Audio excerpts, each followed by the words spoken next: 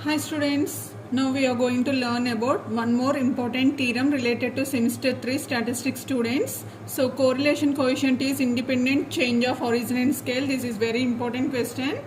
Okay, so what we have to prove is r of x comma y equals to r of u comma v we have to prove. Okay, so for that what we have to do is we all know that r of x comma y formula is nothing but covariance of x comma y by standard deviation of x into standard deviation of y.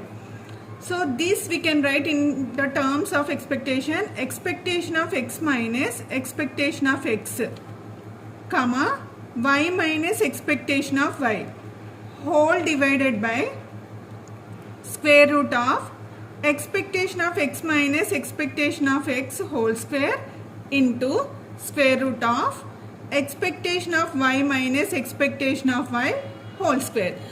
This we have to prove in terms of u comma v. Okay, if we can able to prove that one, we can say that correlation coefficient is independent change of origin and scale. Okay, so first what we have to do is what is x, what is expectation of x, we have to find out.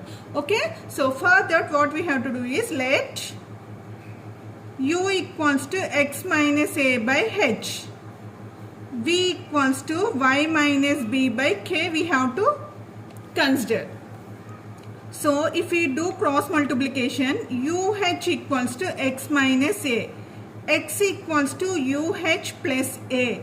Okay, in the same way Vk equals to y minus b. We want y no, so y equals to Vk plus b we can write. Okay, so now we can able to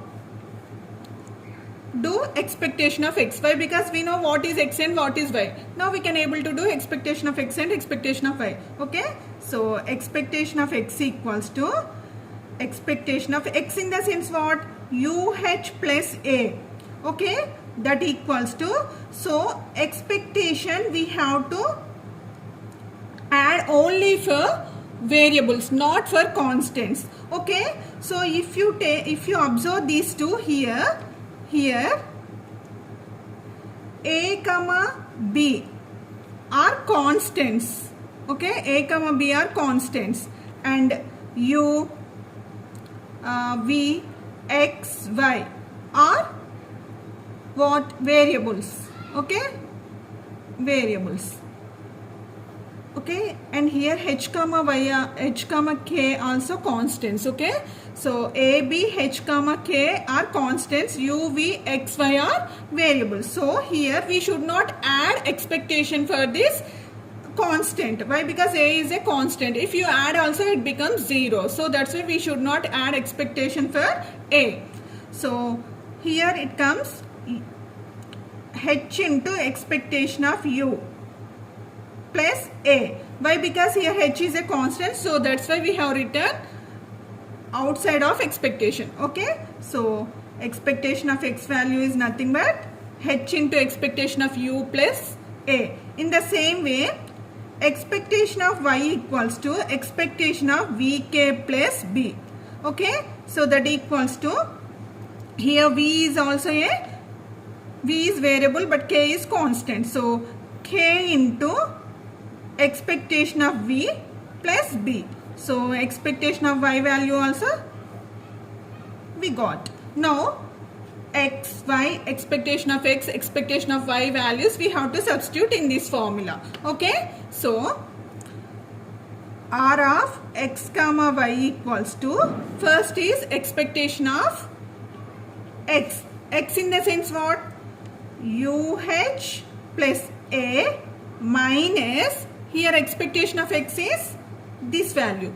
Okay, minus is there now, so h into expectation of u minus here plus, so that means what? Minus a comma y, y in the sense what? Vk plus b, vk plus b minus expectation of y. So expectation of y in the sense what? In the same way, so minus into here plus, that means minus k into expectation of v, here minus and this plus, it comes minus b. Okay, whole divided by here square root of expectation of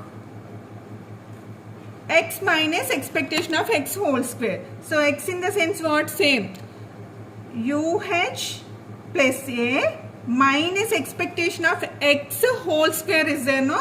So that means what? Expectation of x in the sense h into expectation of u. Here minus, here plus. That means what? Minus A whole square. Okay. Again square root of the same thing it comes, but whole square will be. Okay. So VK plus B minus expectation of V minus B. So K is there here. K into expectation of V minus B whole square. Okay. So now we have to cancel if anything gets cancelled. So minus A minus A. Plus A minus A. Here plus B minus B. And in the same way plus A minus A. Plus B minus B. So the rest of the things we have to write. So R of x comma y equals to expectation of, here if you observe, UH minus H into expectation of U. H into expectation of U, comma VK minus K into expectation of V, whole divided by square root of same terms we get, but whole square will be. Okay. Expectation of UH minus H into expectation of U whole square. In the same way, expectation of VK minus K into expectation of V whole square. Okay. Whole square. So if you observe here, H in both the terms H is common, in both the terms K is common, no? So we have to take these two terms outside. So that means HK into expectation of U minus expectation of U, comma V minus expectation of V. Okay, whole divided by, here H whole square, no? So H square. If we take H square outside of the root, we get H. So here H square is common, no? So H, and here K square is common. If we take out from root, we get only K. Okay. So expectation of square root of, the remaining terms we are going to write expectation of U minus expectation of U whole square, square root of expectation of V minus expectation of V whole square.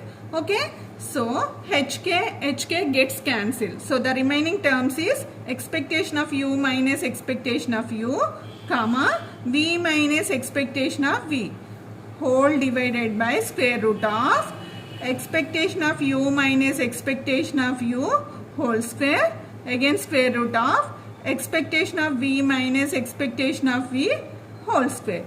Okay, so this is nothing but we can write here R of U comma V.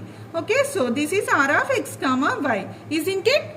Okay, if you observe here, R of x comma y means all these terms are in the form of x and y. If you observe here, all the terms are in the form of uv. That means we can write here R of u comma v, no? So that's why, hence the theorem. So we can say that correlation coefficient is independent change of origin and scale. That means what? Here we are not getting any extra value. So that is the meaning of this theorem. Okay. So hope you all understand. Please like, share and also subscribe for latest important questions for semester 3 students. Okay. So bye. Take care. All the best for your exams.